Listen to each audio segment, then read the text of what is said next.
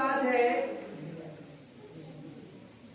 कि समाज में ऊंच नीच, भेदभाव, ये सब जो रीति रिवाज है या कुरीतियां हैं, जैसे अमीरी गरीबी, जाति पाति, है ना, है कि नहीं है। अगर मान लें कि निम्न जाति के लोग हैं तो उनको हम लोग जो है अछूत समझते हैं। क्या समझते हैं? अछूत समझते हैं, लेकिन समझना नहीं है, वो भी एक इंसान है, वो भी एक इंसान, भगवान वाले इंसान बनाया है। उसके बाद जाति और धर्म, तो जाति और धर्म से उठ करके पहले हम इंसान हैं। और हर माने कि वह निम्न कोटि में जन्म लिया, निम्न जाति में जन्म लिया, इसमें उसका क्या गलती है? उसकी कोई गलती है? नहीं, वो तो भगवान का दिया हुआ है। इसलिए हम लोग यह जाति पाति के जो बंधन है, जो दीवार है, इस दीवार को पहले ढा देंगे। ठीक है, इसको हम लोग बराबर कर देंगे कि नहीं, हम सब पहले इंसान हैं। इससे क्या होगा? इसी से हमारा समाज तरक्की करेगा, विकास करेगा। जब तक ले अपनत्व की भावना नहीं होगी, ये कुरीति जो है हम लोग को क्या बना के रखा है? पंगु बना के रखा है, थोड़ा दूर में समेट करके रखा है, बंधन में जकड़ करके रखा है, जिससे मेरा विकास नहीं हो पा रहा है, हमारे समाज का विकास नहीं हो रहा है, हमारे देश का विकास नहीं हो रहा है। जाकर के वो पश्चिम के जो देश है, वो सब कुरीति वहां खत्म है, कुछ नहीं, सब एक है। हमारे यहाँ क्या है? धर्म के आधार पर, जाति के आधार पर, नस्ल के आधार पर हम लोग भेदभाव कर रहे हैं।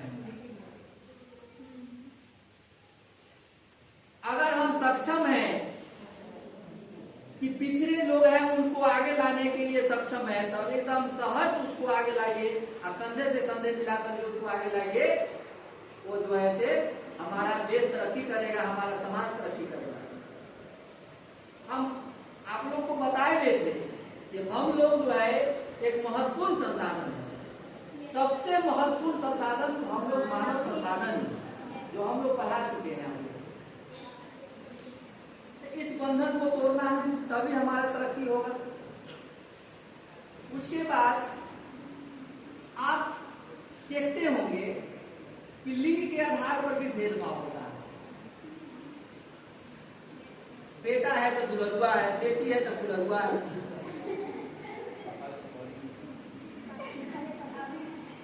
ये सब नहीं होना चाहिए। हम सब एक हैं,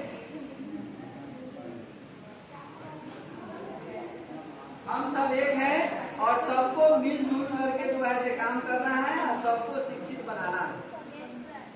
ये हो गया, लिंग के आधार पर भी भेदभाव होता है। दूसरा है कि विकलांगता के आधार पर। कुछ बच्चे विकलांग होते हैं मानसिक रूप से, शारीरिक रूप से। अब थोड़ा सा आंख जाते अगर कोई ताकता है तो बता रहे का नाम लंगड़ा, ये सब क्या है? कि बालकों के साथ छेड़छाड़ हो रहा है, यह कुरीति है कि नहीं है?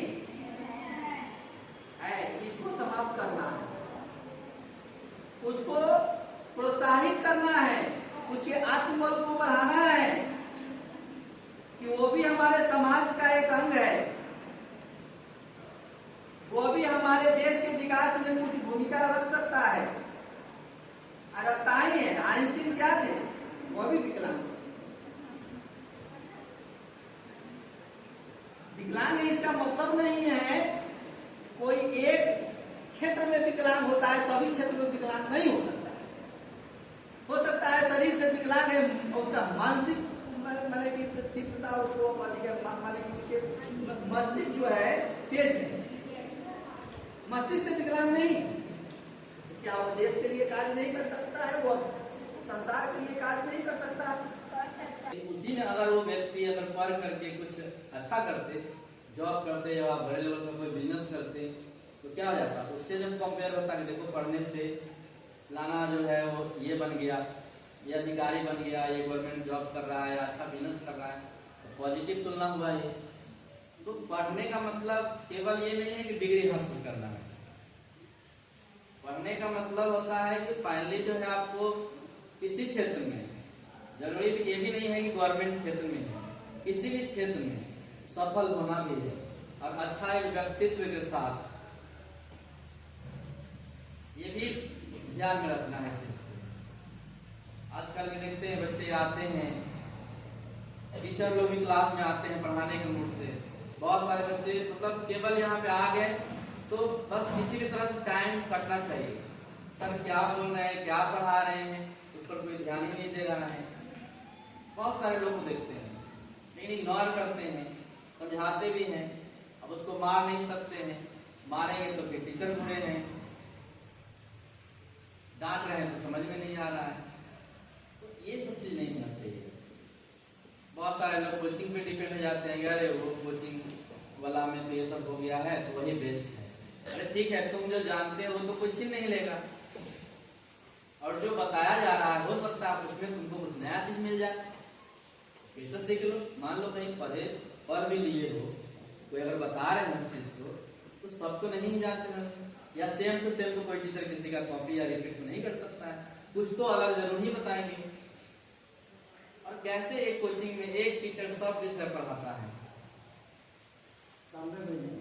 एक ही टीचर जो 9th का या 10th का या 11th 12th का, अगर कोई भी टीचर अगर एक ही विषय पढ़ा रहे हैं, अकेले मैथ पढ़ा रहे हैं, जीएस पढ़ा रहे हैं, सारा सब्जेक्ट वही पढ़ा रहे हैं, वो टीचर और गवर्नमेंट स्कूल में अलग अलग विषय के अगर स्पेशलिस्ट कोई विषय यहाँ पे बहाल होकर के आ रहे हैं और वो पढ़ा रहे हैं, एक कैसे हो सकता है? कभी पॉसिबल नहीं है।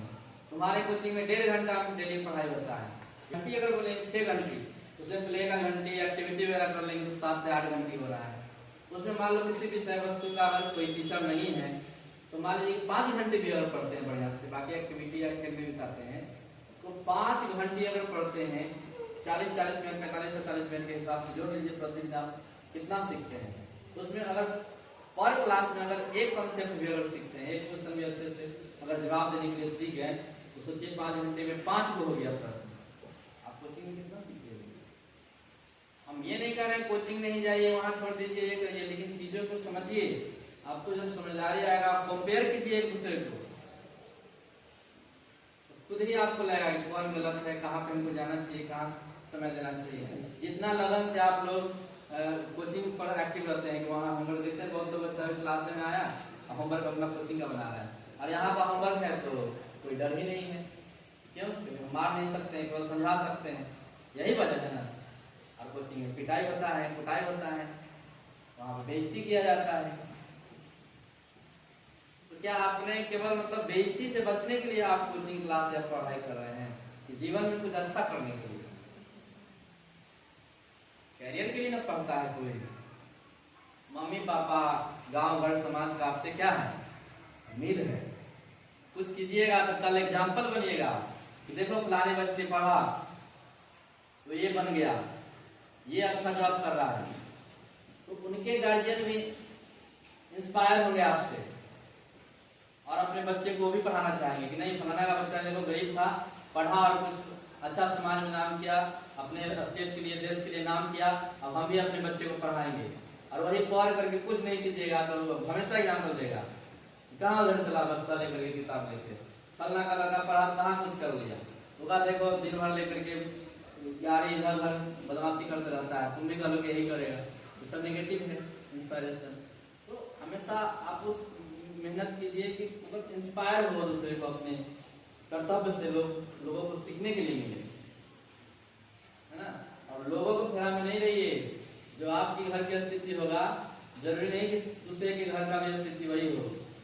बहुत सारे ऐसे बच्चे आते हैं जो अगर नहीं भी पढ़ाई करेगा, वो उनके माइंड में उस तरह का मेंटलिटी भरा हुआ है कि हम नहीं भी पढ़ेंगे तो मेरे पास 10 बीघा खेत है, मेरे पापा खेती करते हैं, इतना पैसा कमाते हैं। एक अपना जो पीढ़ी है किसी भी तरह से नहीं भी कमाएगा तो ये चला लेगा, आगे तो विनाश होना ही है उसको, लेकिन अपना पीढ़ी वो चला लेगा। और आपके पास क्या है ना? तो दूसरे से कंपेयर नहीं कीजिए, अपना मेहनत कीजिए, पढ़िए।